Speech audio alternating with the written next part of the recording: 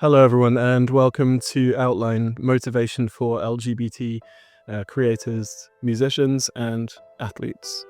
My name is Alexander Poole-Burton, and today I want to talk about something that hits very close to home for so many of us in the queer community, especially those of us who are creators, advocates, or just really visible in any way, offline and online. It's called the chilling effect, and it can freeze your spirit if you let it. The chilling effect is the silence that follows the storm. It's that feeling of holding back or self-censoring because you're afraid of the backlash.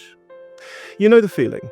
You have a great idea for a social media post, a new song, or a blog, but you stop yourself.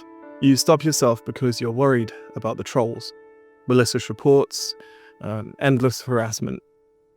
This isn't just about a negative comment, and it's not just about bad reviews. This is a targeted campaign meant to scare you into submission and change how you express yourself.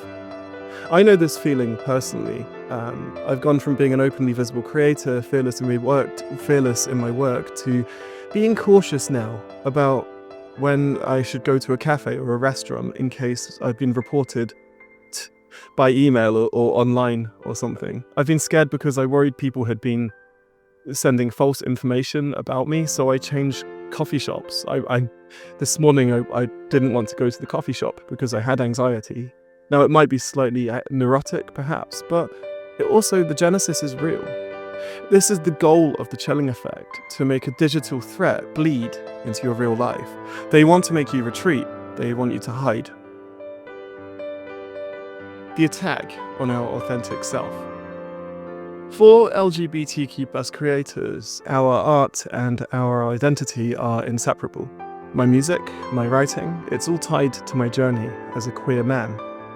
When they attack our art, they are attacking our very being. This is a personal war, and it takes its toll. It stops you from being truly authentic, it kills your creativity, and it makes you retreat into the shadows. It makes you question yourself constantly. But here's the important thing. That's exactly what they want. They want to isolate you, they want to silence you, and they want you to disappear. Sounds very medieval, I know, but this is how it is these days. How do you find your voice again? So how do we fight back, and how do we find our voice and reclaim that space? It starts with documenting everything. And it may seem small, but every time you take a screenshot of a false report or a hateful comment, you're not just saving an image, you are building a shield. You're showing yourself that this isn't random, it's a pattern. And then you must use your voice. Don't let your fear stop you from talking about what's happening. When I wrote my letter to my MPP, my provincial representative and local police, I wasn't just complaining, I was standing up for all of us and other creators. I was turning my fear into a catalyst for change. I was refusing to be silent. Don't let anyone convince you that your feelings are overly defensive or that your concerns are just part of being online. They are not. What you're experiencing, or if you're ever experiencing it, is a form of emotional and psychological attack. The chilling effect is real, and it's scary, but you're not powerless.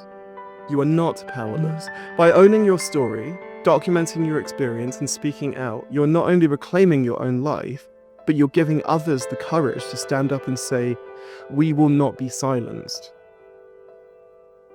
Thanks for listening to today's podcast.